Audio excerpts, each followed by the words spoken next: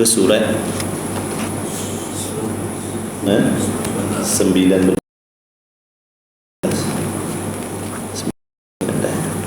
Tengok edisi sama tak? Pada kata musannif mana? Kata Imam muka surat 19.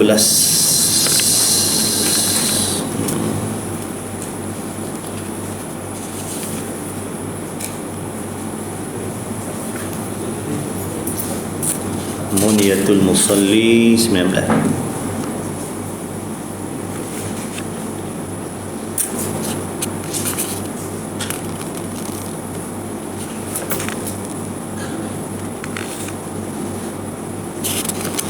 Alhamdulillah.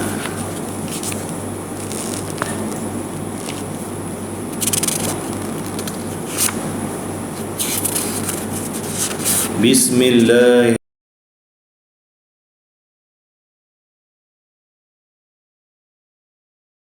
Bismillahirrahmanirrahim. Qala al-muallif rahimahullahu ta'ala wa nafa'ana wa iyyakum bi'ulumihi wa bi'ulumi masyayikhina fid darain amin ya rabbal alamin. Muka surat 19, kitab Muniyatul Musalli, perenggan kedua.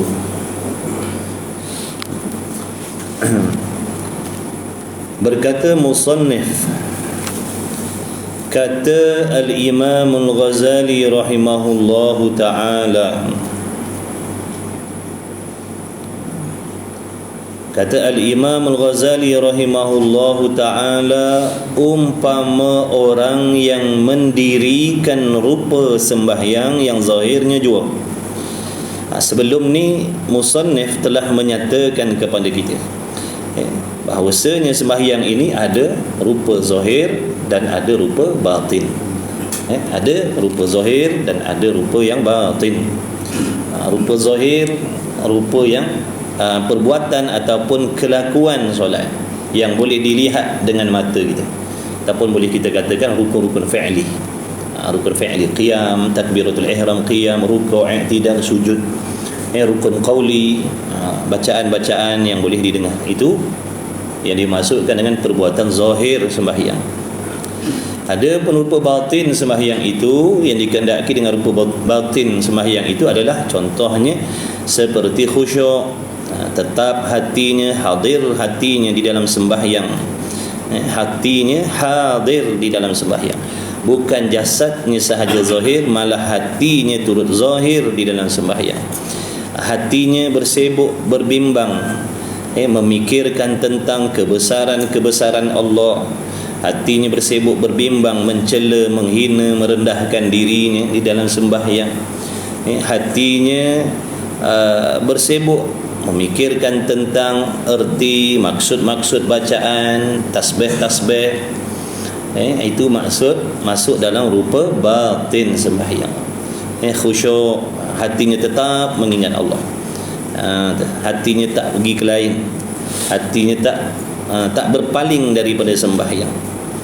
Maka kata Imam Ghazali rahimahullah ta'ala, maka sepatutnya setiap kali kita mendirikan sembahyang kena adalah dua-dua ni, untuk mendapatkan solat yang sempurna, yang akan diberi manfaat dan faedah oleh Allah Subhanahu wa ta'ala, seperti mana janjian Allah yang sebelum ni, inna salata tanha 'anil fahsya'i wal munkar. Itu di antara janjian Allah terhadap hamba-hambanya yang sempurna mendirikan solat. Cukup syaratnya, cukup rukunnya, betul rukun qaulinya, betul rukun fi'linya. Kalau solat berjamaah, dia pandai undang-undang, masbuk, muwafiq. Pendek katanya, dia mendirikan solat berpandukan ilmu pengetahuan. Dia tahu setiap pergerakannya apa hukum, dia tahu setiap bacaannya apa hukum, apa yang membatalkan sembahyang, apa yang meluluskan sembahyang, apa yang mengurangkan pahala di dalam sembahyang, apa yang makruh di dalam sembahyang. dia belajar. Maka di sini kata Imam Ghazali, barang siapa yang mendirikan sembahyang yang zahirnya juga, umpama orang yang mendirikan rupa sembahyang yang zahirnya juga, dengan makna kita menitik beratkan, kita musalli mengambil berat, menitik beratkan kelakuan zahir sembahyang. Takbiratul ihram betul dah, qiyam, rukuk, i'tidal, ada tuma'ninah, bacaannya betul, pakaiannya sempurna, dan lalai ia daripada hakikatnya, hakikat sembahyang yang batin, padahal hatinya tidak hadir dalam sembahyang. Zahirnya nampak elok lah, zahir nampak cantik dah, sempurna dah sembahyang, bacaannya betul, lagunya sedap, surahnya panjang-panjang, tak main inna a'tayna, tak main qul huwallah, baca panjang-panjang. Kalau baca pendek malu ke orang. Imam satu inna a'tayna, lawan dia lebih. Jadi jangan, maksudnya kita membaca surah yang panjang-panjang ni kerana nak puji-pujian manusia, jangan. Ini ada, na'udzubillah min zalik. Dia takut, dia malu nak baca surah pendek-pendek, takut orang kata dia tak hafal. Maka dia baca surah panjang-panjang, biarlah tonggang terbalik apa. Asalkan baca surah yang panjang-panjang, potong-potong ayat Quran. Dia potong-potong ayat Quran ni kurang pahala daripada membaca surah pendek tapi sempurna. Dia baca wadduha sampai habis, dia baca inna a'tayna sampai habis, itu pahalanya lebih sempurna daripada potong-potong ayat Quran. Biasa ni nak potong-potong ayat Quran ni orang hafal Quran, dia nak mengulang kaji di dalam sembahyang, takut terlupa hafalan-hafalan, maka dia ambil sepotong-sepotong ayat tu, supaya dia tak lupa. Kita nak potong-potong sebab nak nama. Jadi jagalah hati kita ni. Hati kita ni juga ada maksiatnya. Hati kita ada maksiat, takut ada riak di dalam sembahyang kita. Na'udzubillah min zalik. Ada pun yang nak dikhabarkan di sini, kita hanya mengambil berat tentang rupa zahir. Pakaiannya bagus dah, bacaannya sedap dah, rukun qauli fi'linya betul dah, solat awal waktu dah, berjamaah dah, padahal hatinya lalai, hatinya tidak hadir di dalam sembahyang, hatinya merayau entah mana-mana. Maknanya tidak ada khusyuk. Apa maksud tidak ada khusyuk? Hatinya berpaling daripada urusan sembahyang, hatinya berpaling daripada urusan sembahyang. Kata ulama, meskipun dia bersibuk hatinya memikirkan tentang ibadat yang lain. Bukan cerita, bukan hatinya bersibuk memikirkan tentang urusan dunia, bukan. Bahkan hatinya bersibuk berbimbang memikirkan tentang ibadat juga, tapi yang bukan sembahyang. Contohnya dalam solat dia sibuk memikirkan tentang ibadat haji. Dalam solat hatinya bersibuk memikirkan tentang zakat. Dalam solat dia bersibuk berbimbang memikirkan tentang apa, nak pergi ziarah. Nampak tak tu? Maka tidak dimasukkan, tak termasuk dalam kata orang yang khusyuk di dalam sembahyang. Dalam sembahyang itulah dia nak mikir tentang nak pergi umrah. Padahal ibadat tu umrah. Mikir tentang nak pergi haji dah minggu depan, nak pergi umrah dah minggu depan. Maka tak dipanggil orang yang khusyuk di dalam sembahyang.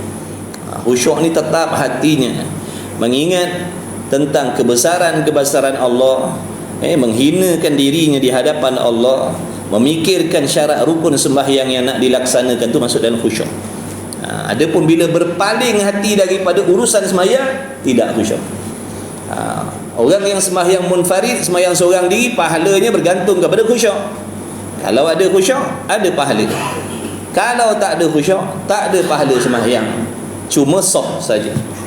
Contohnya subuh ni, dalam buku amalan dia dituliskan dia mendirikan solat, dia mendirikan solat berjamaah, ataupun dia mendirikan solat, tapi ganjaran fadilat pahalanya tidak diperolehi kerana tidak ada khusyuk di dalam sembahyang. Dengan sebab itulah menjadi sunat muakkad, makna sangat-sangat dituntut supaya kita ni mendirikan solat secara berjamaah Berjamaah kerana dengan berjamaah itu akan menghasilkan pahala yang sempurna walaupun makmum dan imamnya tidak khusyuk di dalam sembahyang. Itu kelebihan sembahyang berjamaah. Imam tak khusyuk, makmum pun tak khusyuk. Pahala sempurna asbab berjamaah tadi. Jadi rugi kalau kita tak nak solat berjamaah. Usahakan solat berjamaah. Kalau tak dapat nak pergi surau, masjid tak sempat, berjamaah di rumah dengan ahli keluarga kita. Boleh je. Ajak bini kita, ajak anak-anak kita. Bila lagi? Dulu kalau kita hidup seorang tak ada peluang nak solat berjamaah. Duduk seorang, bujang, takkan nak jemaah dengan kucing. Takkan nak jemaah dengan ayam kita. Berjemaahlah dengan anak isteri kita. Kalau ibu berjemaah dengan anak perempuan dia, dah dapat pahala sempurna daripada semayang seorang-seorang. Suami bentang sejadah sebelah, bini bentang sejadah sebelah, sembahyang zuhur sama-sama. Usolli fardhu zuhri 4 rakaatin lillahi ta'ala. Yang bini dia pun macam tu. Kerugi tu. Nampak tak? Rugi sembahyang seorang-seorang. Baik berjamaah. Bacalah surah yang pendek-pendek, tak ada masalah. Doa tak tahu, baca doa dalam bahasa Melayu. Doa tak syarat. Doa di luar sembahyang tak syarat dalam bahasa Arab, cuma afdal bahasa Arab. Yang terlebih baiknya doa yang kita faham maksudnya, ataupun kita membaca doa-doa yang warid daripada Nabi SAW walaupun tak faham maknanya. Ambil berkah doa yang dibaca oleh Rasulullah SAW. Tapi kalau nak baca doa dalam bahasa Melayu, boleh, silakan. Itu yang lebih kita faham. Kita yang nak meluahkan perasaan kita, nak meluahkan masalah kita kepada Allah, doalah dalam bahasa Melayu. Kalau jemu bahasa Melayu Kang Zuhur, doa dalam bahasa orang putih pula. Kang Asa Tamil, tak ada masalah. Allah Ta'ala maha mengerti segala bahasa. Bukan syarat bahasa Melayu. Dah orang India Muslim, dia doa takkan Melayu, dia doa bahasa dia, amin, amin. Macam kita pergi ziarah makam Sultanul Arifin, banyak India Muslim dia baca kita pun amin dah, tentu doa yang baik-baik dah tu kita pun amin lah, biarpun kita tak faham apa dia baca. Jadi doa luar sembahyang tak ada syarat bahasa Arab, cuma afdal bahasa Arab. Baca doa yang kita lebih mengerti. Kalau bahasa Arab lepas tu faham pula maksud, tu yang terbaik sekali dah. Kalau nak baca bahasa Arab juga, ambil warid yang doa-doa yang warid yang datang daripada Nabi SAW, walaupun tak faham, itu pun afdal. Ataupun kita baca doa dalam bahasa yang kita faham sendiri, yang lebih kita faham, yang lebih jejak pada hati kita, itu pun baik, tak ada masalah. Cuma dalam sembahyang tak boleh lah. Dalam sembahyang kena doa dalam bahasa Arab. Adalah orang seumpama seorang yang menghadiahkan bagi raja yang amat besar darjatnya akan seorang dayang yang mati, tiada ruh baginya dayang. Dan seumpama orang yang mentaksir, yakni mengkurangkan pada menzahirkan sembahyang, seumpama ia menghadiahkan kepada raja akan seorang dayang yang terpotong anggotanya dan ketiadaan dua matanya. Jadi kita ni kalau sembahyang semata-mata mengambil berat yang zahir je, kita jaga betul-betul pakaian kita bersih, minyak atarnya wangi, dengan suginya, dengan ridaknya, dengan serbannya, dengan jubahnya, tapi tak ada khusyuk hati kita. Hati kita kat padang bola, hati kita dekat dalam bot mancing, hati kita entah mana-mana, family store, hati kita pergi pasar raya, pergi Tesco, pergi mana-mana tak tahu pasar malam. Tapi Allahu Akbar baca. Orang ni diibaratkan seperti kita memberi hadiah kepada raja yang sangat besar pangkat darjat kemuliaannya, dengan kita menghadiahkan seorang Allahumma salli ala sayyidina Muhammad, seorang hamba, seorang dayang yang terpotong anggotanya. Bagi hadiah saja, bagi hadiah apa? Allahumma salli ala sayyidina Muhammad, dayang gundik. Itu dulu-dulu kan. Tapi sayangnya dayang tadi tak cukup sempurna, cacat. Dayang tapi tak ada kaki, tak ada tangan je tu, hadiah kepada gaji. Perbuatan yang macam tu, maka adalah ia orang yang menghadiahkan ini dari yang dahulunya melintangkan keduanya akan diri keduanya bagi raja itu, seksa dan murkanya dan marahnya raja. Kalau kita menghadiahkan raja dengan hadiah yang tak sempurna, yang cacat begitu, itu bukan mencari redha raja.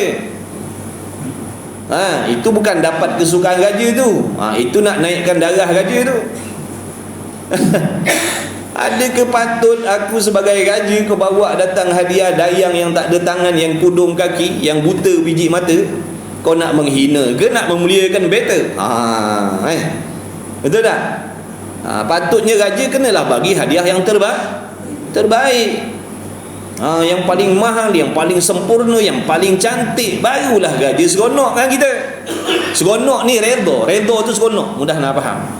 Kita nak mencari redha Allah, makna kita nak mencari kesukaan Allah dalam sembahyang. Macam mana? Yang mana kita dah tahu Allah Ta'ala itu mengetahui zahir dan batin. Allah Ta'ala melihat dan Allah Ta'ala mengetahui. Allah Ta'ala mendengar segala-galanya.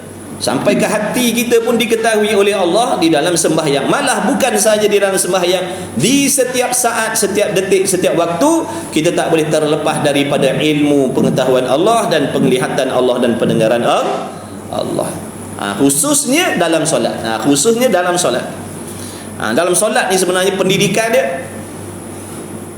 Mudah-mudahan terbawa akhlak dalam solat tadi di luar Ada tak orang caci maki dalam sembahyang? Tengah-tengah sembahyang, alhamdulillahirabbil alamin arrahmanir rahim. Apa tu? Sumpah orang ada? Ada? Berhubung ada? Tak ada kan? Tengah-tengah sembahyang, waladdallin amin. Kau nak tahu tak, si Anu tu laki dia kan? Ada orang ngumpat tengah sembahyang. Supaya akhlak yang di dalam solat ni terbawa di luar sembahyang, supaya dia jadi orang yang baik. Dalam solat jadi baik, luar solat pun jadi baik, zahir dan batin. Dalam solat tidak ada bersangka-sangka jahat dengan orang, di luar solat pun tak ada bersangka buruk dengan orang lain. Ini sebenarnya solat. Tapi kita ni nak jaga solat kita nak jaga akhlak kita hanya di dalam solat. Tu pun tak sempurna lagi. Tu pun tak sempurna lagi. Zahirnya cantik dah, tapi batinnya kadang-kadang na'udzubillah min zalik, dibawanya di dalam hati menghadap Allah tadi perkara-perkara jahat di dalam hati. Sambil-sambil solat masih ada dengki dengan manusia lain. Tengah-tengah solat masih ada dendam dengan manusia lain. Adakah Allah tak tahu? Adakah Allah tak tahu yang kita sembahyang tadi menghadap dia membawa hati yang kotor? Itu sembahyang, bukan asalkan sembahyang, bukan asalkan buat. Nak kena faham solat tu solat yang macam mana yang Allah perintah dirikan.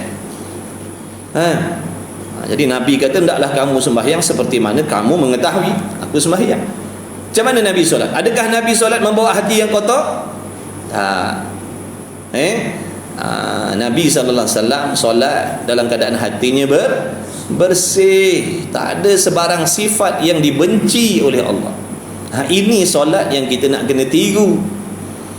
Selain daripada keterampilannya, pakaiannya bersih, wangi, sopan, bacaan rukun qaulinya betul, bacaannya sedap, berusaha untuk melantunkan bacaan Al-Quran tadi dengan nada yang memuliakan Al-Quran. Gitu. Selain daripada itu hatinya bersih, tak ada hasad, tak ada dengki, tak ada ujub, tak ada riak, tak ada dendam, tak ada takabur, bersih hatinya. Ini solat yang kita nak kena usahakan daripada sekarang, supaya kita mendapat kelebihan sembahyang tadi, iaitu Allah memberi taufik kepada kita sehingga kita dijauhkan oleh Allah daripada melakukan perbuatan dosa, maksiat, keji dan mungkar yang zahir dan yang batin. Cuba kita tengok diri kita, dah berapa puluh tahun kita sembahyang? Berapa puluh tahun dah kita sembahyang? Adakah kita dah meninggalkan perbuatan keji? Maksiat itulah maksudnya. Anggota kita, mata kita dah selamat belum daripada perbuatan keji? Dah, solat masih lagi mata kita tengok benda haram. Keji tu. Solat tapi telinganya suka seronok tadah dengar tentang kelemahan orang lain, aib orang lain, maksiat orang lain. Pantang dengar cerita tentang dosa orang, oh kita rapatkan telinga kita. Kita fokuskan pendengaran kita. Tanda kita seronok nak dengar benda kotor. Tanda kita seronok nak dengar benda haram. Nampak tak tu? Kita semak diri kita. Kita belajar ni nak perbaiki diri, tuan-tuan. Kita belajar ni bukan sekadar nak tahu maklumat. Kita belajar ni niat kita nak memperbaiki amalan kita, bukan nak memperbaiki amalan orang. Kita telik keadaan dan kelakuan kita sembahyang selama ni macam mana. Dan kalau kita kata kita dah solat, kita memang tak tinggalkan solat, tak pernah tinggalkan solat, baik, ada tak kesan dia pada diri kita? Mana kesan dia? Meninggalkan perbuatan keji tadi. Adakah mata kita masih mencari-cari melihat benda haram? Adakah telinga kita masih ternanti-nanti nak dengar benda haram? Adakah tangan kita masih berusaha membuat benda haram? Adakah jari kita masih suka mendengar benda-benda, menulis benda-benda haram? Adakah lidah kita masih mengeluarkan perkataan yang haram? Adakah perut kita masih diisikan dengan benda haram, benda syubhat? Adakah kaki kita melangkah ke tempat-tempat yang haram ataupun melangkah ke suatu tempat dengan niat yang haram? Adakah kemaluan kita, farak kita digunakan dengan cara yang haram? Tengok diri kita balik. Adakah kita dah merdeka daripada perbuatan keji dan mungkar tadi? Maknanya kalau belum, menunjukkan ada masalah di dalam sembahyang kita. Cari balik. Daripada umbi dia cari balik. Di antara daripada umbi, semak balik daripada umbi. Apa umbi di sini? Tengok akidah kita betul ke salah. Tengok balik akidah kita betul ke tidak. Sebab solat ni, di antara benda penting dalam solat ni, mestilah solat dalam keadaan memiliki akidah yang betul. Sebab ini dia punya dasar dia, ini yang paling penting.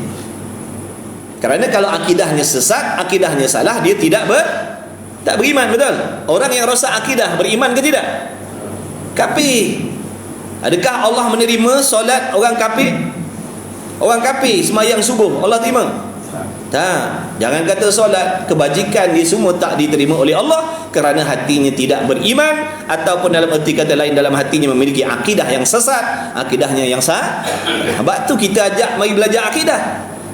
Sebab tu kita ajak mari belajar akidah. Laki-laki, perempuan, tua, muda, pencen ke belum, mari pakat-pakat belajar ilmu akidah. Semak balik, tengok pegangan dan kepercayaan dalam hati kita ni betul ke akidahnya seperti yang diperintahkan. Akidah ahli sunnah wal jamaah. Sebut akidah ahli sunnah wal jamaah pun kita tak tahu.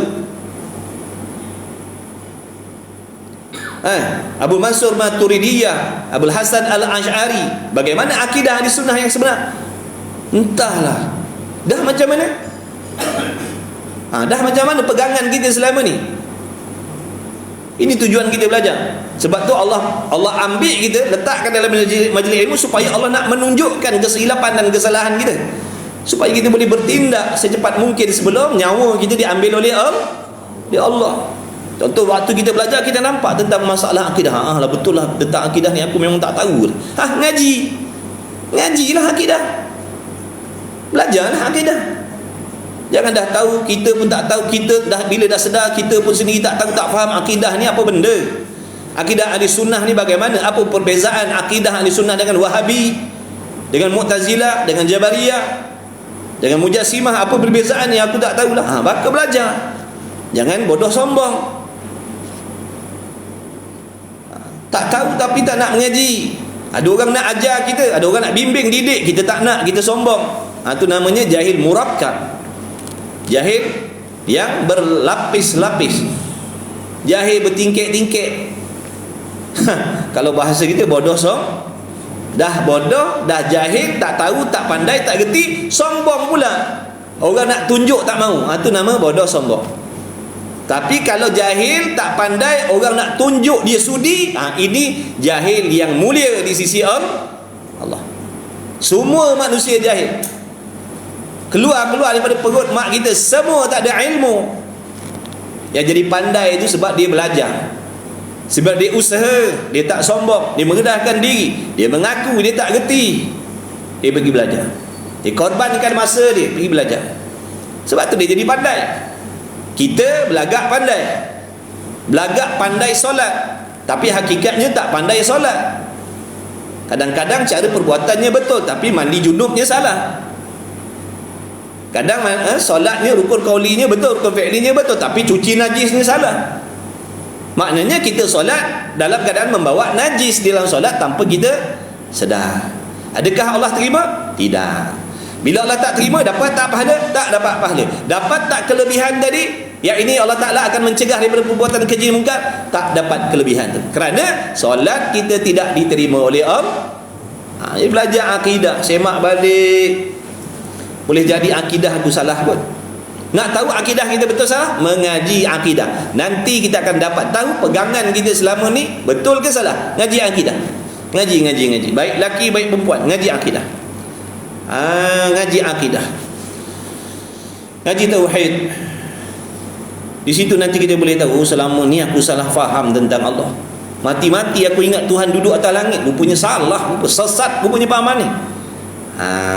Ngaji. Kalau tak nanti sekarang orang kata Tuhan ada tangan, kita hangguk kepala. Orang kata Tuhan ada muka, kita hangguk kepala. Orang kata Tuhan duduk atas langit, kadang-kadang dia turun langit pertama, kita hangguk kepala. Sebab apa? Kita pun tak tahu yang sebenar akidah macam mana. Ngaji akidah. Banyak masyarakat kita ni terikut pahaman tu sebab tak ada asas akidah.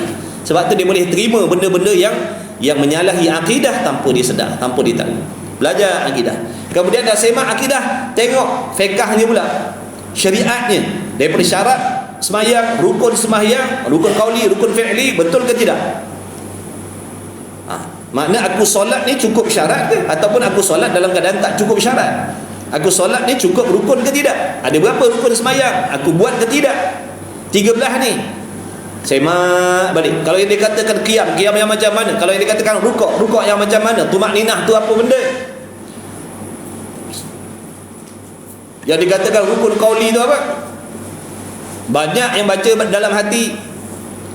Rukun qauli ni banyak yang baca dalam hati. Mana boleh? Rukun qauli wajib baca dengan memperdengarkan suara pada telinga. Tapi berapa ramai orang yang sembahyang takbiratul ihramnya tak dengar suara, Fatihahnya tak dengar suara. Ada yang baca dalam hati, na'udzubillah. Adakah Allah terima? Tak, sebab salah cara buat. Tu bila kita belajar fiqh, kita akan tahu selama ni aku sembahyang 45 tahun ni rupanya salah. Selama ni aku baca dalam hati. Ingatkan boleh. Ni bahaya sembahyang tanpa ilmu. Dia akan sembahyang main rasa-rasa. Sarapan ada bang lepas ni bang? Ada sarapan? Apa menu? Sate sudah awal sikit. Ada sarapan boleh rasa. Ini bukan sarapan, ini sembahyang. Mesti ada Jangan rasa-rasa betul. Jangan main rasa-rasa ibadat. Rasa-rasa tak boleh. Rasa-rasa ni makan. Bab solat tak boleh. Rasa-rasa betul ni. Rasa-rasa lah betul lah ni sembahyang ni. Rasa-rasa. Mana boleh rasa-rasa? Sembahyang mesti dengan ilmu.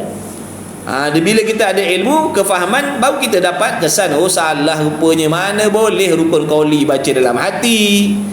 Baca berangin pun tak sah. Ni kan dalam hati.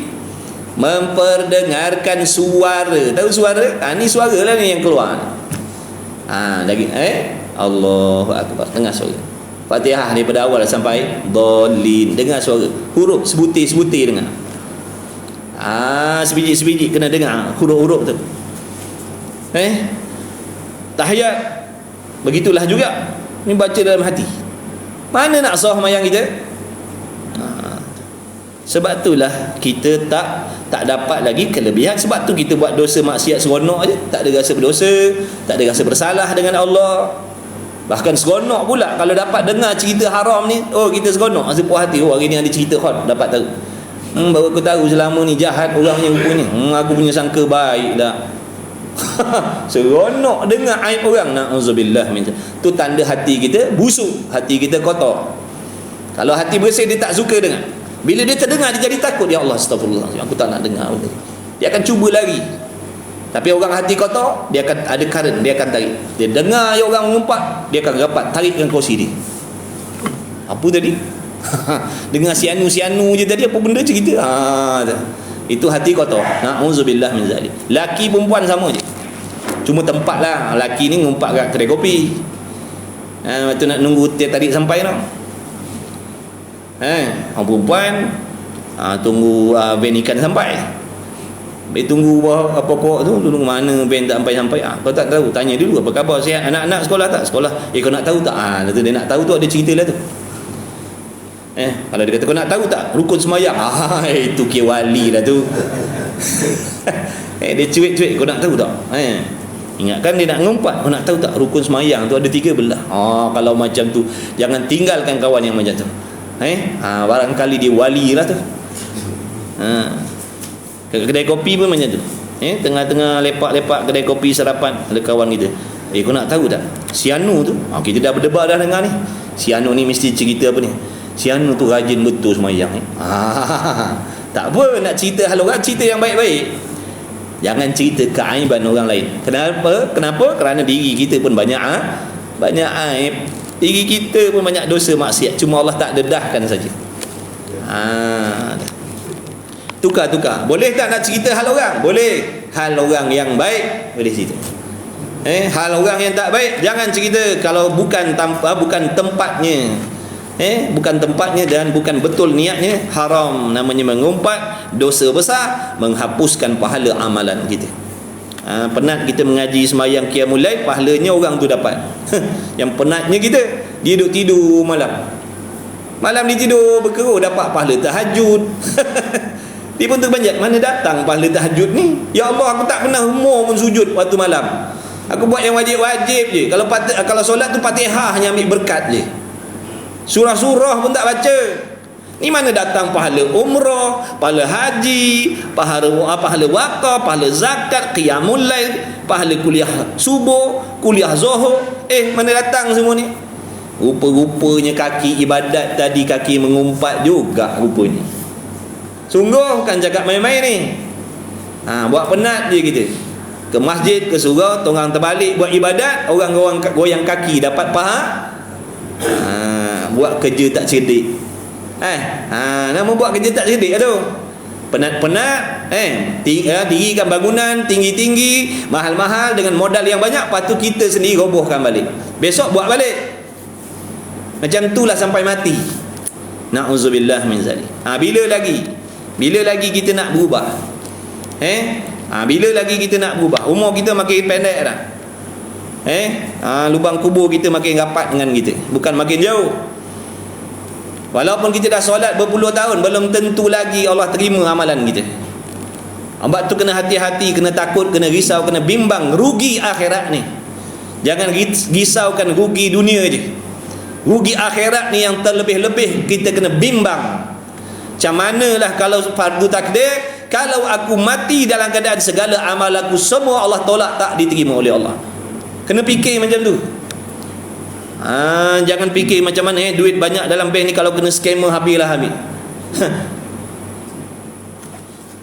Tentang duit hilang kita bukan main risau, tapi tentang pahala kebajikan rosak binasa kita buat selamba je. Seolah-olah macam benda tak betul je. Na'udzubillah min zalik. Ini keadaan orang yang sembahyang, yang zahirnya sahaja dijaga, padahal ini cerita yang dah sempurna syarat rukun. Ni yang kita sedang sembang ni, orang yang syarat rukunnya dah sempurna dah. wuduknya betul, mandi wajibnya betul, bacaannya betul. Cuma sekarang ni nak cerita hatinya ke lain dalam sembahyang. Maksudnya kalau yang dah semayang main rasa-rasa tadi, lagilah teruk.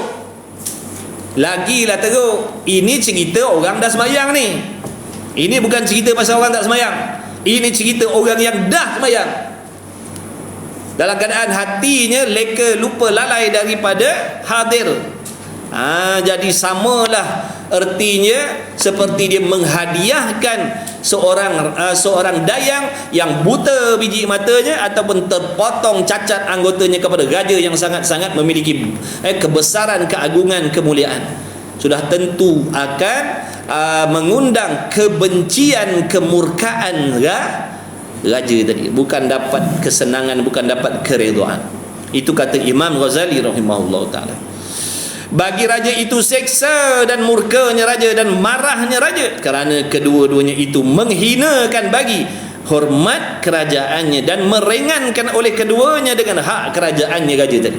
Maknanya orang yang memberi hadiah yang lekeh-lekeh, yang kotor, yang tak sempurna kepada raja ni adalah orang yang nak mengejek-ngejek kedaulatan raja tadi, kebesaran raja tadi, yang nak menghina, yang nak merendahkan.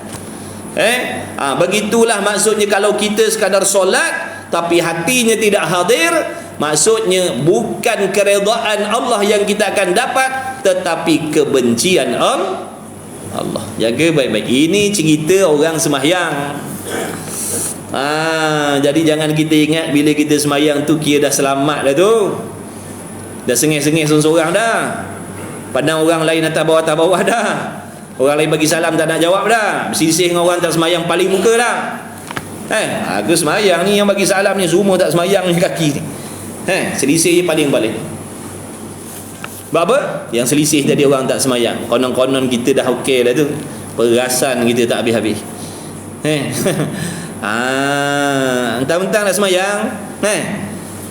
Orang biasa-biasa lalu, orang pakai seluar pendek lalu bagi salam paling muka. Waalaikumsalam. Kau main gangster lagi. Rupa-rupa semayang kita pun tak sah lagi rupanya, mandi wajib taknya betul-betul. Tapi sombong kau main ni. Tu fitnah orang ibadat pula tu. Tu fitnah. Sebab tu kena ngaji tauhid, ngaji tasawuf. Ni nak baiki hati kita ni. Contohnya tadi tu lah. Nak baiki hati yang sombong ni. Nak memperbaiki hati kita yang ujub, takabur, yang perasan dengan diri sendiri, yang redha dengan diri sendiri, yang puas hati dengan amalan diri sendiri, padahal amalannya jauh lagi daripada betul, tapi hatinya redha. Puas hati dah, aku dah semayang dah, puas hati dah. Nampak tak tu? Itu sifat yang dicela oleh Allah. Puas hati dengan diri sendiri, redha dengan diri sendiri, itu sifat mazmumah, sifat yang dibenci oleh Allah. Orang yang dalam hatinya ada sifat redha dengan diri sendiri ni, dia tak akan berubah kepada yang lebih baik. Buat apa nak berubah sempurna dah? Buat apa nak belajar hati baik dah? Perasan dia semua tu. Ni semayang. Buat apa nak pergi belajar semayang? Aku bukan tak semayang. Buat apa nak pergi belajar kitab Muniyatul Musalli tu? Aku bukan tak semayang. Ingat aku tak semayang yang selama ni? Sombong. Ni banyak cerita tentang sembahyang ni yang kita tak tahu kalau kita tak nak dengar. Jadi untunglah orang yang dengar, orang-orang pilihan Allah, tetamu Allah. Allah tidak akan memberi ilmu yang bermanfaat kepada orang yang celaka di hari kiamat. Nabi kata, ilmu Allah hanya memberi ilmu kepada orang yang bahagia saja. Mana orang-orang yang bakal mendapat kebahagiaan dunia dan akhirat, orang-orang ni Allah akan ambil, Allah akan pilih, Allah akan kutip dia, Allah akan letakkan di dalam majlis ilmu. Ni tanda-tanda orang yang akan mendapat kebahagiaan. Tapi sebaliknya Nabi kata apa? Ada pun orang yang celaka, orang yang bakal mendapat celaka, Allah akan haramkan dia daripada ilmu.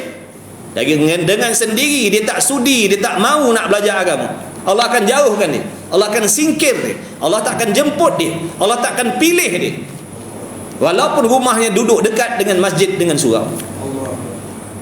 Itu tanda-tanda Allah tak sudi nak memberi kebaikan dan kebajikan kepada dia. Jadi kita tengok diri kita, tengok anak bini kita. Ada tak anak bini kita, ahli keluarga kita duduk dalam kelompok yang kedua tadi? Kalau ada, ini sangat-sangat membimbangkan. Cepat bertindak. Cepat bertindak. Libatkan diri sebagai penuntut ilmu. Usaha maksud. Usaha. Ajak. Tak boleh hari ni, esok lusa ajak lagi.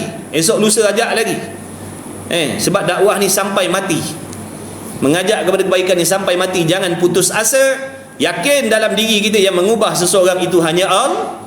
Kita tak ada kuasa ubah orang. Kalau kita ada kuasa ubah orang, penuh surau ni. Sungguh ke tidak? Kalau Pak Imam kita ada kuasa mengubah manusia, penuh surau ni. Silsilah upgrade jadi masjid ni, tak cukup surau. Tegur je berubah jadi wali. Tegur je berubah jadi wali. Nasihat dia berubah. Penuh lah masjid. Ini masalahnya. Kita tegur buat dia tak kerti. Tegur anak bini kita pun ajak dia buat bodoh je. Ajak pergi laut dia mau. Ajak pergi laut dia mau. Ajak pergi pasar malam dia mau. Melompat dia. Ajak pergi beli store. Ajak pergi pasar raya, bukan main. Melompat. Ajak pergi kuliah, dia buat tak dengar, buat sakit perut, buat pening. Ini dalam keluarga kita. Tak payahlah nak cerita yang lain-lain. Buat apa, baik kita tengok keluarga kita sendiri, supaya jangan kita berasa selamat dah. Sepatut kena ada risau. Kalau kita tengok anak bini kita ataupun adik-beradik kita sakit, susah tak hati kita? Susah. Dengar sepupu sepapat kita, ipar dua kita, adik-beradik kita sakit, macam-macam sakit yang tenat-tenat lah, kita rasa sedih, susah hati. Tapi ada tak kita susah hati kalau tengok anak beranak, adik-beradik, ipar dua, sepupu sepapat kita, anak-anak buah kita tak semayang, dedah aurat, tak mengaji? Susah tak hati kita? Tak susah hati kita. Sebab kita tak nampak yang namanya kesusahan di hari kiamat tu. Yang kita nampak bala dunia saja. Bala akhirat kita tak nampak. Bala akhirat kita tak nampak. Sedangkan bala akhirat tu jauh lebih dahsyat daripada sakit-sakit yang ada atas dunia ni. Tu na'udzubillah, kena fikir. Kullu nafsin dha'iqatul maut. Semua orang akan mati. Bila mati, nak bawa bekal. Bekalan tu pula datang daripada amal yang benar, amal soleh, amal yang betul, yang diterima oleh Allah. Macam mana nak amal kita diterima oleh Allah kalau kita sendiri pun tak sudi nak mengaji, nak belajar? Ulama dah pesan dah, ulama dah kata dah, barang siapa yang beramal walaupun macam malaikat, banyaknya, tak berhenti buat taat kepada Allah, tapi tak tanpa ilmu. Bukan ada ilmu, dia main ikut-ikut, dia main agak-agak, dia main rasa-rasa, tapi banyak amalnya, semuanya takkan diterima oleh Allah, sia-sia. Na'udzubillah. Jadi belajarlah, mengajilah. Sementara hidup, sementara aman damai, belajarlah. Jangan tunggu dah perang baru nak mengaji. Jangan tunggu bom turun macam air hujan baru nak mengaji. Muniyatul musalli. Buat mana ni? Yang pergi ngaji lah. Gila nampak bom turun macam air hujan, kau nak pergi mengaji macam mana? Hari tu time lapang-lapang aman damai, kau lepak kedai kopi. Ngaji tak mau. Bukan tak boleh lepak kedai kopi, lepas kelas pergilah kedai kopi. Sampai tutup kedai tu, tolong orang tu kemas pun tak apa. Sayang masa dia tu. Dia sayang masa dia tu nak dibagikan kepada agama untuk akhirat dia sendiri. Dia sayang. Tapi dia tak sayang dihabiskan masa dia untuk perbuatan yang silap, haram pula lah. Duduk lepak kedai kopi cerita hal orang, haram lah pula. Bila lagi? Bila lagi? Jangan buat main-main azab Allah Ta'ala tu. Bukannya ringan. Api neraka itu 70 kali ganda dahsyat panasnya daripada kepanasan api yang paling dahsyat panasnya atas dunia ni. Api apa? Atas dunia ni yang paling dahsyat panasnya api apa? Tu. Kalikan dengan 70 kali ganda. Itulah azab neraka Allah. Macam mana ni kulit kita ni? Betis kita tak sampai 2 second kena exhaust motor tu terangkat dah. Berpindah milik dah kulit dia. Berpindah milik, kulit dia berpindah milik. Melekat ke exhaust. Kulit kita berpindah milik jadi kulit exhaust. Bukan jadi kulit betih kita dah. Punya panas tu bukan api, tu besi. Besi panas baru. Streka, orang perempuan tengah streka kan, mulut kita yang suka cerita hal orang tu, celetakkan jap 2 saat, tengok. Streka tu pula habis volume tu, nombor 10 ke. Pula ambil gosok tu, letakkan sekejap, 2 second je, tengok. Pindah tak bibir kita kat streka tu. Yang jenis mulut suka cerita hal orang, cerita kejahatan orang, cerita keaiban orang. Na'udzubillah min zalik. Itu baru dunia. Tu baru berapa panas, berapa darjah Celsius je tu. Berpindah bibir kita dah, berpindah kulit muka kita. Tengah masak air, cerit menjerit. Buka togok terus, tengok. Buka togok terus, tengok macam mana. Luruh tak luruh isi perut kita. Itu dunia, tuan-tuan. 70 kali ganda dahsyat lebih daripada itu lagi. Na'udzubillah min zalik. Sebab tu kena takut dengan Allah. Ingat mati banyak-banyak, ingat azab Allah tu kita takkan tertanggung. Kita nak tak diri kita hadapi benda tu, nak tak suami kita macam tu, nak tak bini kita kena macam tu, nak tak anak-anak kita kena macam tu, nak tak adik-beradik kita kena macam tu. Kalau tak nak, kena usaha. Ta'awanu 'alal birri wat taqwa. Pakat-pakat ajak, pakat-pakat dakwah, pakat-pakat nasihat, dan selebihnya serah kepada Allah yang mengubah hati mereka.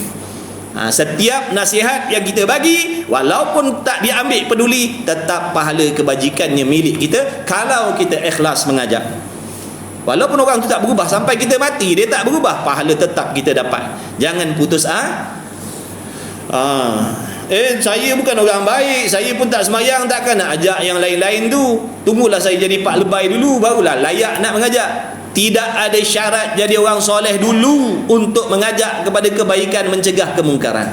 Amal ma'ruf nahi mungkar ni fardu ain, kewajipan atas semua laki-laki perempuan. Dia rambut biru, dia rambut perang, dia dedah aurat pakai skirt pendek, dia wajib Allah Ta'ala suruh dia ajak yang lain kepada kebaikan, mencegah kepada kemungkaran. Dekat tangan dia ada botol arak, dia wajib ajak orang lain mentaati perintah Allah. Ini perintah Allah. Bukan dah nanti baik baru mengajak. Bila nak jadi baik? Kita takkan baik-baik sampai bila-bila. Sebab kita ni manusia biasa yang bukan nabi, bukan rasul, bukan malaikat. Dah tentu ada dosa, dah tentu ada maksiat. Kena ajak, kena fikirkan kesusahan dia. Kita ni buat persiapan dunia, persiapan akhirat. Persiapan dunia dah ada, tuan-tuan. Persiapan dunia dah ada. Kita dah ada rumah yang selayaknya. Kita dah bagi rumah, kenderaan, pakaian, duit belanja, makan minum yang selayaknya pada anak bini kita. Alhamdulillah. Walaupun tak kaya, tak hebat macam jutawan tu, tapi setidak-tidaknya dah ada dah perlindungan untuk anak bini kita daripada lapar, daripada kebuluh, daripada haus, daripada panas, daripada hujan. Apa persiapan yang kita nak bagi kepada anak bini kita daripada api neraka tu? Nak lindung mereka macam mana? Nak lindung mereka macam mana? Kat dunia ni dah bagi dah rumah, kereta, duit, pakaian, alhamdulillah. Nampak dah dan dah dapat dah. Adakah kita akan dapat dan anak bini kita akan dapat kesenangan, keselamatan, perlindungan di hari kiamat tu? Dalam kubur tu? Adakah kita yakin? Mana persiapan? Kena fikir-fikir benda ni selalu. Cuci kepala otak dan hati kita ni yang sibuk berisau bimbang tentang dunia pagi petang siang malam 24 jam. Celik mata mikir tentang kaya, tentang mewah, tentang seronok, tentang selesa. Daripada celik mata sampai pejam mata. Sampai tidur pun terbawa-bawa apa yang kita fikirkan. Punya dahsyatnya cinta kita dengan dunia. Sampai tak ada ruang akhirat nak masuk dalam hati dan fikiran kita. Tak ada ruang langsung nak ingat tentang ibadat, tentang ilmu, tentang akhirat, tentang azab Allah. Tak ada ruang nak masuk dalam fikiran dan hati kita kerana dah dipenuhkan dengan dunia. Na'udzubillah min zalik. Bila dah fikiran dan hati kita ni dipenuhi padat dengan dunia tadi, dengan sendiri tak ada terfikir tentang persiapan akhirat, bila dah tak ada terfikir tentang persiapan akhirat, maka anggota pun tidak bersibuk dan berbimbang untuk mengusahakan akhirat. Sebab ulama pesan dah, apa yang dirisaukan oleh hati, itulah yang akan dirisaukan oleh anggota mencarinya. Kenapa ada orang sanggup kerja 24 jam tak berhenti? Habis masanya kerja cari duit. Sebab apa? Itulah yang dipikirkan oleh akal dan hati dia. Na'udzubillah min zalik. Jadi janganlah macam tu. Allah bukan melarang kita cari dunia. Jangan melampau cari dunia. Jangan lampau batas. Jangan lampau batas sehingga bekalan akhirat yang Allah suruh cari, kita tak peduli langsung. Tak cukup, nak mewah, nak hebat, nak berlumba lagi. Na'udzubillah. Moga Allah selamatkan kita semua. Yang belum mati ni lah, yang dah mati tak boleh nak selamat, tak tahu cerita apa dah. Kita yang belum mati ni, mudah-mudahan Allah selamatkan kita, anak bini kita, kawan-kawan kita, kenalan kita. Mudah-mudahan Allah bagi kesedaran, taufik. Tapi kita kena usaha, kena doa sungguh-sungguh, minta ya Allah selamatkanlah aku. Tapi jangan doa je. Jangan aminkan doa imam je. Imam kata Rabbana atina fid dunya hasanah, amin amin amin. Tapi imam kata lepas ni ada kuliah, cabut lagi. Itu namanya minta je. Kena usahalah. Imam kata lepas ni ada kuliah bab solat, marilah kita belajar solat. Tadi waktu imam doa, amin, dunia baik, amin, akhirat baik, amin, masuk syurga tanpa hisab, amin, selamat padang mahsyar, amin, amin, husnul khatimah, amin. Lepas tu imam kata, lepas ni ada kelas, malam ni ada belajar tauhid, lepas ni sekarang ada kuliah tauhid, akidah, lepas ni ada belajar fiqh, bab semayang. Cabut lagi yang amin tadi. Tak cabut? Yang tak cabut lagi tak apalah, yang cabut lagi. Kalau yang cabut lagi tadi dah beres, tak ada masalah. Ataupun dia ada kuliah tempat lain, tak ada masalah. Ni masalah ni yang cabut ni tak tahu, tak pandai dan tak ada kuliah di mana-mana. Kalau ada tak apa, bukan syarat wajib mengaji di sini. Maksudnya wajib ilmu mengaji ni wajib mengaji di mana-mana pun. Kita nak ajak mengaji je, tak kisah mana. Kat masjid, kat surau, kat rumah, kat kedai kopi. Contohnya kat kedai kopi ada baca kitab. Duduklah kat kedai kopi, baca kitab sambil-sambil. Bermula bab semayang itu, sambil-sambil nunggu roti canai. Ada kan macam tu? Hebat kalau ada kedai kopinya tu. Saya buka sekali tengok, mesti ramai orang tak? Saya cuba bagi idea. Buka kelas di kedai kopi. Naik makan-makan lah. Nak order-order, kita kat depan bermula semayang itu. InsyaAllah dapat juga orang ilmu, boleh jadi. Cuba buat, viral. Buat pelik-pelik pun viral. Kalau buat benda sama tak viral. Buat benda pelik, cepatlah viral. Nak menimbulkan kesedaran tuan-tuan, bukan apa, nak buka minda supaya nampak pentingnya lah agama. Kita bukan nak terus hidup di sini. Kita bukan nak terus hidup di sini. Mana dia orang yang paling kaya? Mana dia? Mana dia sekarang tuan-tuan? Dalam tanah dah, hancur lebur dah. Mana dia orang yang dulu kita ceritakan tentang kemasyhuran dia? Mana dia sekarang? Dah tak ada dah. Mana orang yang popular dulu? Mana orang yang gajinya belah ribu, puluh ribu dulu? Mana orang yang memiliki pangkat jawatan yang banyak dulu? Mana dia? Tak ada dah tuan-tuan. Dalam kubur dah. Apa nasib dah tu? Dan kita pun akan lalui benda sama. Kena fikir. Ku anfusakum ahlikum nara. Adakah kita tak sayang anak bini kita? Kalau sekarang ni contohnya ada orang yang nak ambil, nak tangkap anak bini kita, nak bakar hidup-hidup, kita sanggup tak nak tengok? Ada orang nak tangkap anak bini kita, nak bakar hidup-hidup, kita sanggup tak sebagai suami tengok? Kalau ada, memang kita suami tak berhati perut. Kita tak sanggup. Adakah kita sanggup anak bini kita dibakar oleh Allah besok? Kalau tak sanggup, kena usaha daripada sekarang. Selamatkan anak bini kita, selamatkan diri dan anak bini kita. Nak selamatkan dengan apa? Bagi didikan ilmu supaya dia kenal Tuhan, supaya dia takut dengan Tuhan, supaya dia faham selok belok buat amal, supaya amalnya betul dan Allah terima, supaya hatinya bersih daripada sifat-sifat yang dibenci oleh Allah, yang boleh membinasakan pahala amal yang dibuat. Ni akhir zaman tuan-tuan. Dahlah diri kita macam ni, jauh daripada agama, fahaman sesat pula tumbuh macam cendawan. Macam mana kita nak selamat dalam keadaan macam ni kalau kita tak usaha daripada sekarang? Kita ajak pakak-pakak ngaji lah. pakat-pakat ngajilah, sebab akhirat tu sangat bahaya. Negeri yang kita nak pergi tu sangat dahsyat bahaya dia. Kalau senang-senang selama-lamanya, kalau celaka selama-lamanya. Na'udzubillah. Pakat-pakat kita ngaji. Jangan risau tak jadi miskin belajar. Yang popular jangan risau, takkan hilang. Makna kamu punya populariti dengan kamu belajar agama takkan hilang populariti itu. Yang berpangkat jawatan, yang cantik, yang hebat, takkan hilang dengan sebab kamu belajar agama.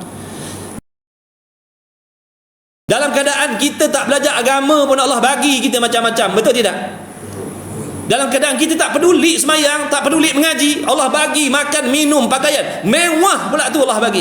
Adakah dalam keadaan kita dah nak menghadap kepada Allah, Allah nak biarkan kita?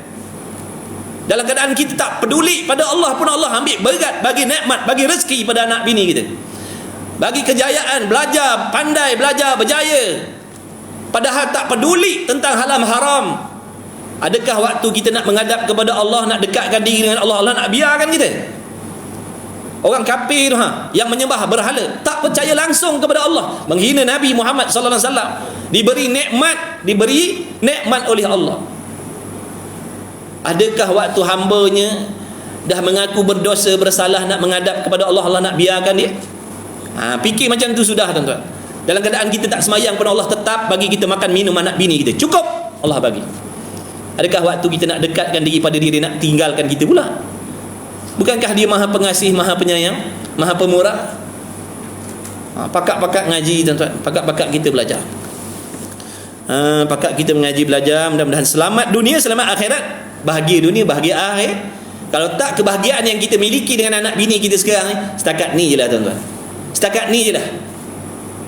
Setakat ni, setakat 50, 60, 70 tahun ni je lah nikmat yang kita rasa, sedap yang kita rasa ni lah. Lepas tu bersiap sedialah duduk dalam api selama-lamanya, duduk dalam api.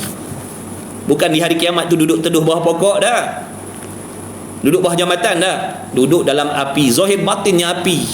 Makan minum ni pun api, makannya api, minumnya pun api, tempat berehatnya pun api. Sebab tu dikatakan kalau penduduk neraka tu dipindahkan masuk dalam api dunia ni, dia boleh tedap, dia boleh lelap tidur. Penduduk neraka tu kalau dipindahkan, dimasukkan dalam api dunia ni, dia boleh tidur, tuan-tuan. Betapa sejuknya api dunia ni. Nak cerita betapa sejuknya api dunia tadi tu, sampai boleh tidur penduduk neraka tu kalau dipindahkan. Betapa nyamannya, betapa selesanya. Tak terbayang kita dahsyatnya azab neraka Allah. Allahu Akbar. Dia macam tu, nak lembutkan hati, nak pecahkan hati, nak hidupkan hati, dia kena ingat azab Allah. Baru hati kita, insya-Allah, kalau selalu ingat, nanti insya-Allah ada perubahan pada hati kita. Ada perubahan. Itu ulama ajar dah. Hati yang keras, hati yang hitam, hati yang kotor, kena ingat azab-azab Allah ni. Kena ingat mati, ingat azab, insya-Allah hati itu nanti akan beransur jadi sihat, insya-Allah. Dan lazimkan diri dalam majlis ilmu. Jangan tinggal majlis ilmu. Sesibuk apa pun, paling tidak ada seminggu sekali, 2 kali. Tapi majlis ilmu pun pastikanlah majlis ilmu yang betul. Kemudian katanya, maka tilik olehmu akan diri kamu, hadiahkan sembahyang kamu kepada Tuhan kamu. Jangan ada seperti itu. Makna janganlah kita buat berlebih kurang dengan sembahyang. Walaupun zahirnya dah nampak cantik, pakaiannya dah elok, rukun qauli fi'linya dah betul, jangan puas hati lagi. Tu kata musannaf, pastikan juga sembahyang yang batin tadi tu, hati kita tu tadi juga turut menghadap Allah dalam sembahyang. Hadir hati, khusyuk hati, mengingatkan kebesaran Allah dan menghinakan diri. Ya Allah, Kaulah yang maha kaya, ya Allah yang maha hebat, sedangkan aku ni fakir, berkehendak berhajat, bergantung kepadamu. Ya Allah, mustahil aku boleh mendirikan solat ni kalau kau tak pilih aku, kalau kau tak tolong aku. Ya Allah, aku boleh berfikir membaca pun ni semata-mata dengan bantuan pertolonganmu. Ya Allah. Tu mencelakan dia. Aku ni banyak dosa, banyak maksiat yang kau suruh aku tak peduli, yang kau larang aku buat. Ya Allah, kotornya aku, tapi aku datang menghadap kepadamu, bersujud kepadamu ni, minta ampun. Ya Allah. Itu contohnya benda-benda yang nak kena ada dalam hati waktu masuk dalam khusyuk semayang. Itu masuk dalam khusyuk sembahyang. Kaulah yang maha hebat, akulah yang fakir. Kaulah yang maha mengetahui, aku jahil ya Allah. Itu dalam hati, masuk dalam khusyuk sembahyang. Masuk dalam khusyuk sembahyang. Usahalah benda ni. Dia kena mujahadah. Kan ada setan tu dia akan ajak kita supaya memikirkan benda yang lain-lain. Jadi mujahadah lah. Ingat yang kita sedang sembahyang. Dia memang kena berperang ke mana-mana pun. Bukan takbir-takbir terus ingat dah. Bukan macam tu. Kena tamrin. Kena berlatih. Sebab tu kita ni di luar sembahyang pun digalakkan supaya memperbanyakkan zikrullah. Sambil duduk selalu sebut Allah. Lepas tu berzikir dalam hati pula, zikir sir. Zikir sir. Walaupun duduk mulutnya tak bercakap, dalam hati ingat ya Allah, ya Allah. Latihan, mudah-mudahan nanti dalam solat pun boleh macam tu. Latihan. Ni dah luar mayang, dalam hati duit. Dalam semayang duit lah juga. Dia punya khusyuk dia. InsyaAllah tak mustahil, tak mustahil. Orang yang dapat pertolongan Allah seberat apa pun jadi mudah. Walladzina jahadu fina lanahdiyannahum subulana. Siapa-siapa yang bersungguh, kata Allah, kepada aku, siapa yang bersungguh nak berubah, nak dekatkan diri, nak hijrah, nak belajar, Allah akan tolong dia. Faham kata Allah tolong? Seberat apa pun jadi mudah. Kita ada kawan, dia kerja berat, tapi dia boleh ngaji tengah malam. Sebab siang dia tak ada waktu nak belajar agama. Malam pukul 2 pagi dia ngaji sampai pukul 4 pagi. Nampak tak tu? Orang-orang yang Allah tolong permudahkan. Dia tahu kepentingan belajar fardu ain tadi, tapi dia bertanggungjawab dengan waktu yang dia dah korbankan demi nak mencari kepentingan dunia ni. Dia bertanggungjawab dengan makna digantikan masa lain agar dia tidak ketinggalan dengan kewajipan yang Allah perintah atas diri dia. Itu orang faham. Maknanya bukan menjadi alasan kalau siang, kalau maghrib tak boleh belajar. Bukan tu alasannya. Saya tak sempat, saya tak boleh belajar. Sebab apa? Saya tak ada masa nak pergi belajar. Sebab saya kerja pagi, balik petang, kadang-kadang balik lepas isyak. Jadi saya tak ada masa nak belajar. Adakah macam tu je? Tak. Kalau orang yang bertanggungjawab, dia akan sanggup korbankan tengah malam ni. Kerana menuntut ilmu ni adalah kewajipan yang Allah perintah atas diri dia. Nampak tak tu? Berat tak nak ngaji tengah malam ni tu? Berat. Tapi bila datang pertolongan Allah, jadi ringan. Ada orang tanya, pukul 2 pagi ngaji? Gila ke? Gila ke ngaji pukul 2 pagi? Orang cari duit pukul 2 pagi gila tak? Orang cari duit pukul 2 pagi, orang lain tidur tak, dia cari duit. Gila ke tidak? Tak gila yang tu. Tapi kalau ngaji agama pukul 2 pagi memang gila lah kita ni. Ngaji pukul 2 pagi, iya ke? Gila betul.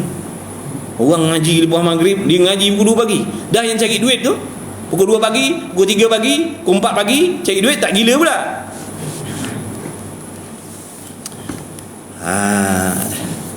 Mudah-mudahan sampai ke hati kita.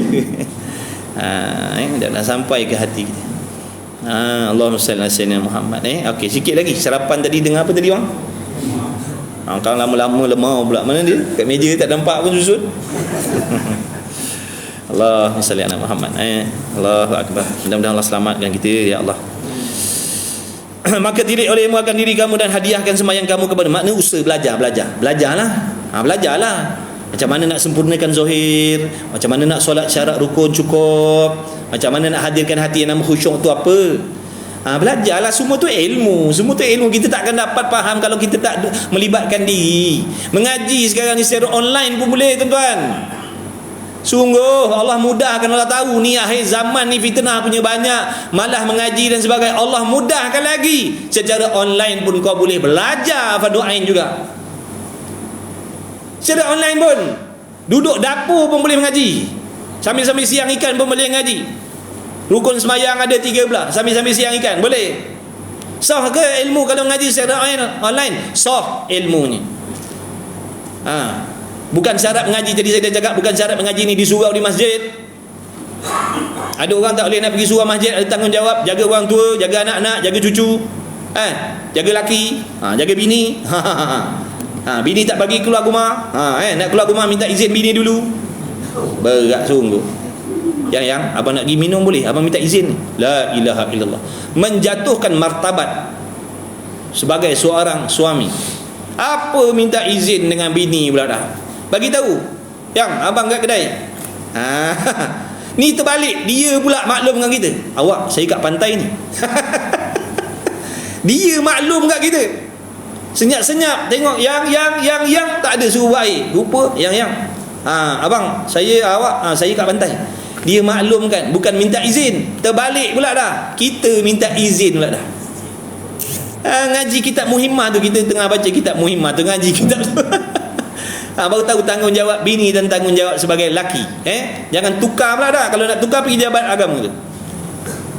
Status tukar, daripada laki tukar jadi bini, yang bini tukar jadi laki. Jangan macam tu. Jadi dayus lah kita, orang laki-laki. Ada ke minta izin dengan bini pula dah. Naiklah tocang dia.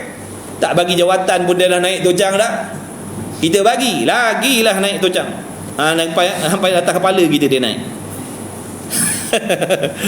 Allah. Itu ngaji pula kitab Muhimmah tu. Hukum hakam tentang rumah tangga. Baru tahu tanggungjawab masing-masing macam mana. Ngaji kitab tu. Ni dia maklumkan kita. Awak, saya dah ada dekat pasar raya ni. Oh ya ke? Patut minta izin. Awak sayang ke, abang ke, habi ke, apa ke, boleh tak saya nak pergi pasar raya? Itu adabnya. Minta izin. Bukan dah sampai pasar raya baru maklumkan. Saya kat pasar raya ni. Dah nak cakap apa? Kau nak minta izin ke kau nak beritahu? Saya nak pergi pasar raya boleh? Tak payah pergilah, saya dah ada dah kat pasar raya ni. Laki pula, awak saya nak minta izin pergi minum teh tarik boleh? Inna lillahi wa inna ilaihi raji'un. Itu tanda-tanda nak kiamat, itu akhir zaman. Jangan macam itulah.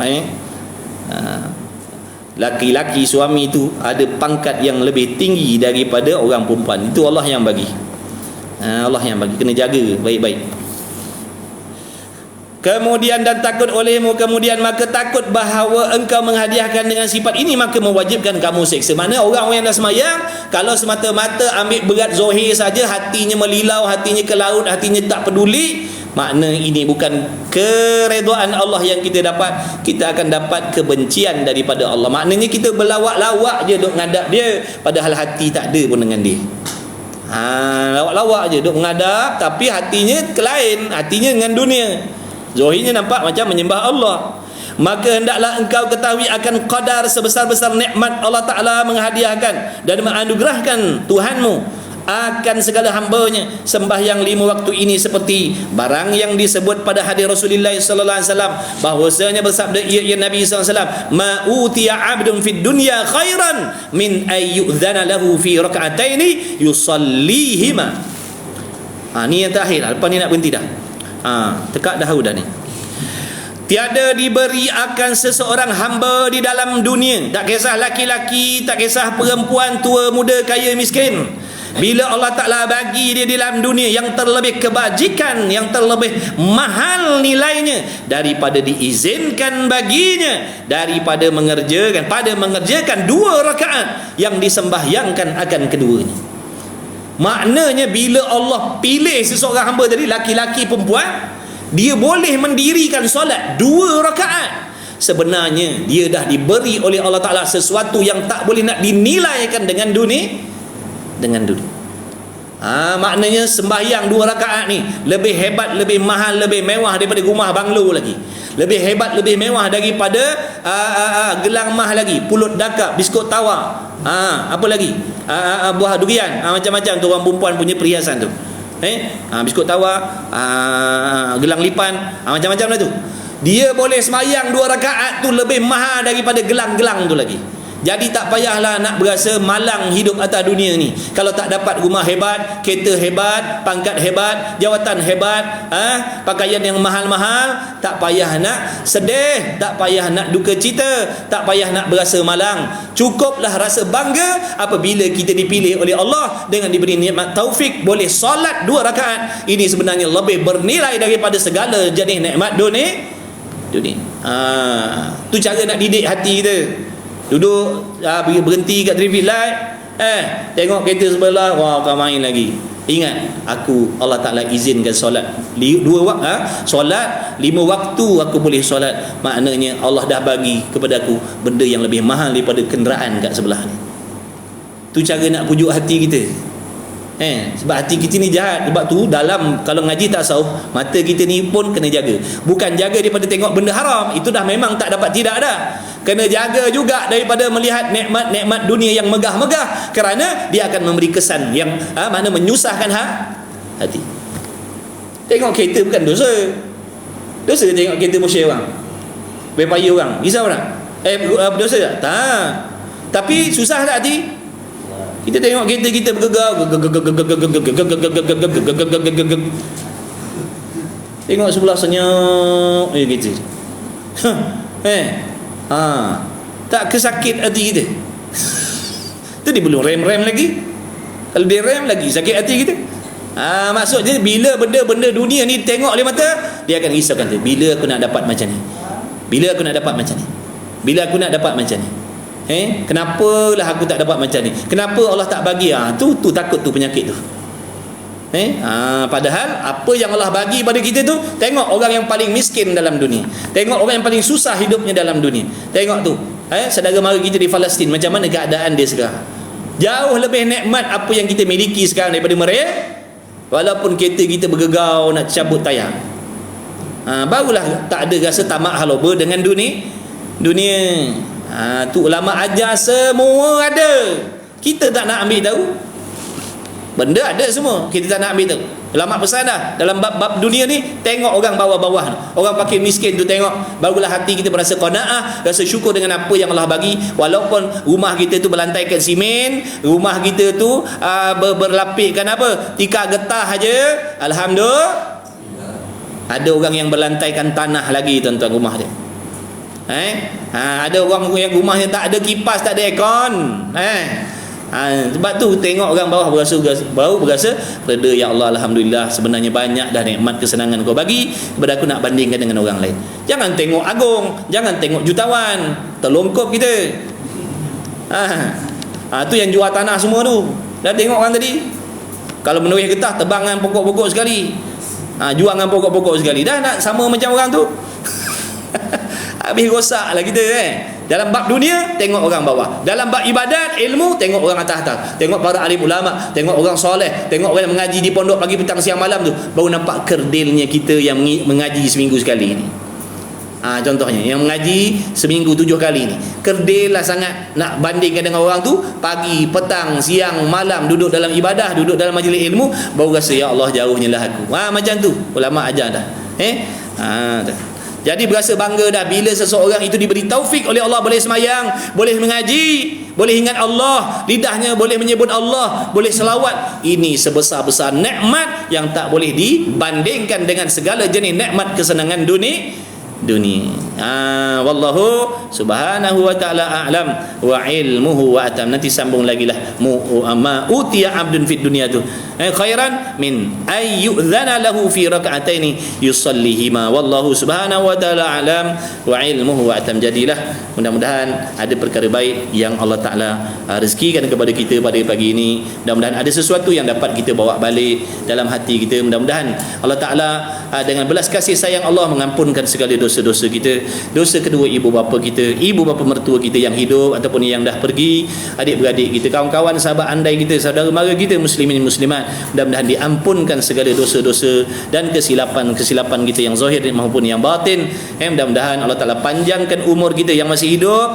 Mudah-mudahan Allah beri umur yang panjang lagi, berkah, dengan makna dapat kita menggunakan masa dan umur kita yang tinggal ini untuk perbaiki diri kita, menuntut ilmu sungguh-sungguh, beramal dengan ilmu insya-Allah. Kemudian cuba lagi, usaha lagi, jangan berputus asa, berputus harap daripada Allah. Mudah-mudahan Allah pilih kawan-kawan kita yang lain, adik-beradik kita yang lain, sepupu sepapat kita yang lain yang belum belajar, yang belum mengaji. Mudah-mudahan Allah pilih mereka menjadikan penuntut ilmu. Kita yang Allah dah pilih ni, mudah-mudahan jangan Allah tarik kembali nikmat belajar agama ni. Mudah-mudahan Allah jadikan kita orang yang istiqamah belajar dengan niat yang baik, dengan niat yang ikhlas. Mudah-mudahan asbab dan berkat daripada majlis-majlis ilmu yang kita hadir, amalan kita semakin hari semakin betul dan diterima oleh Allah. Ada bekalan yang kita nak bawa balik dalam liang lahat nanti, dan mudah-mudahan kita akan mendapat kesenangan, kebahagiaan, kejayaan dunia dan akhirat. Amin. Mudah-mudahan kita semua direzekikan oleh Allah husnul khatimah. Mudah-mudahan kita semua diberi rezeki oleh Allah mendapat syafaatnya Nabi Muhammad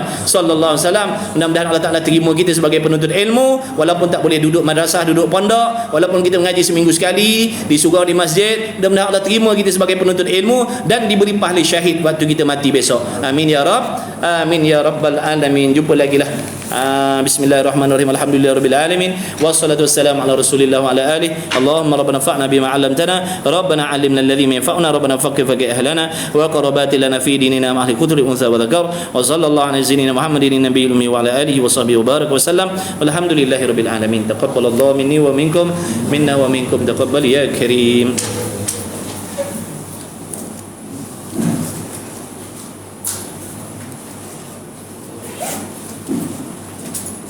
La haula wala quwwata illa billah.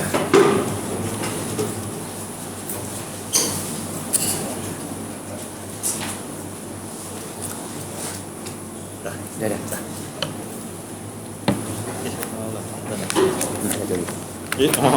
Bawa balik tu. Sampai majlis tanah pula kita bawa. Moh kita. Moh kita insya-Allah. Bismillah.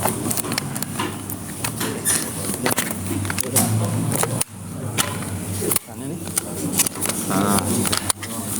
Jom. Bismillah. Masih siap ni? Alhamdulillah. Siap. Apa yang kurang? Ingat orang rumah kurang. Tambah lagi. Terima kasih. Doa je ya. Baik. Jom kita minum dulu. Allah sengaja. Jom. Siap. Jazakallah khair. Terima kasih. Ustaz, siap tak? Jumpa lagi. Terima kasih. Jumpa lagi. Jom kita syarab dulu. Sarapan breakfast. Oh, breakfast. Amoh kita breakfast. Masya-Allah. Baik. Jom ah. Demam Demam ke batuk ke apa? Tekak sakit tak? Covid. Wah, hebat insya-Allah. Dah ada lah. Jom. Baik insya-Allah. Marilah. Jago. Merah lama tak jumpa, ni akan datang saya tak tahu saya hidup lagi ke tidak memang. Dah lah lama tak jumpa. Marilah sekejap. Mana Ustaz? Ustaz, jangan lari. Ini siapa nak makan ni? Tak banyak.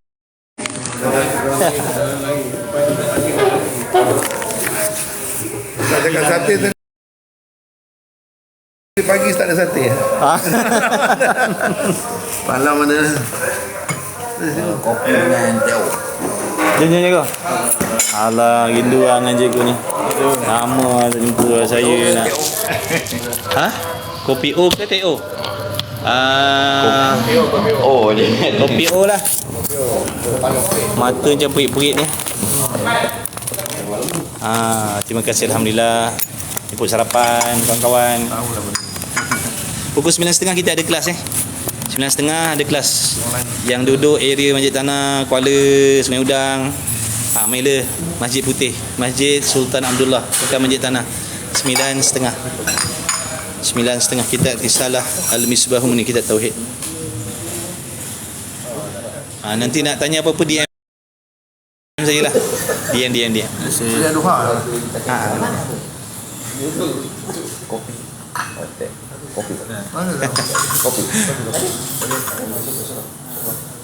Alhamdulillah. Baik. Anak kau kan apa dia?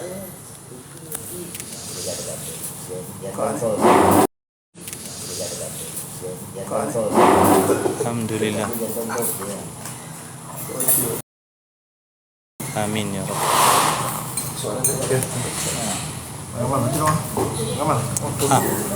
Kamal, baca doa Abang Kang. Dah lama, dah lama. Dah lama ambil berkat. Bismillah, amin. Amin ya Rabb. Allahumma salli ala amin ya Rabb. Cikgu, bismillah. Saya juga ni. Belum ya. InsyaAllah. Boleh Pakcik. Tak apa Pakcik. Saya ambil ke depan. Tengok dia tadi dia orang ni. Pada awal tadi tak banyak tengok. Alhamdulillah kat 400 orang bagi ni. Kopi.